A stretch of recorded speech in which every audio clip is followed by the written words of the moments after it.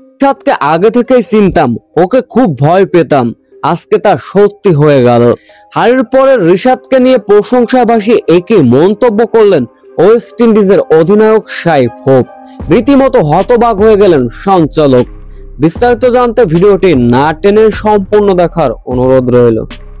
বাংলার আকাশে একজন লেগ স্পিনারের প্রয়োজন ছিল, তবে রিশাদ হোসেন ক্রমশ আস্তে আস্তে সেই অভাবটি পূরণ করে দিচ্ছেন।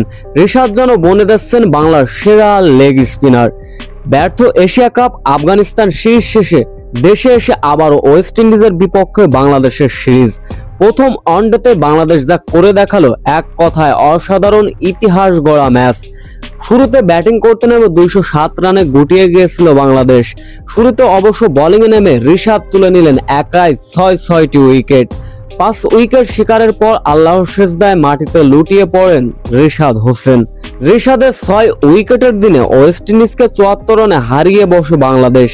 রিশাদের এমন পারফরমেন্সে যেহেতু গোটা বিশ্ব তাকে প্রশংসায় ভাসাচ্ছেন, তারই ব্যতিক্রম গেল না ওয়েস্ট ইন্ডিজের অধিনায়ক শাইখ হোপ। তিনি বলেন, রিশাদকে আমি অনেক আগে থেকেই চিনি।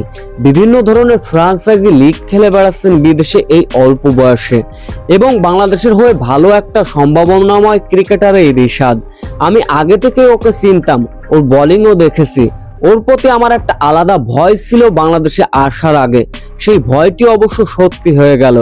রিশাদের বোলিং এর কাছে আমরা হেরেছি, এবং রিশাদ ভবিষ্যতে বিশ্বমানের ক্রিকেটার হবেন, এমনটাই মন্তব্য করলেন রিশাদ হোসেনকে নিয়ে ওয়েস্ট ইন্ডিজের অধিনায়ক শাইখ হোপ।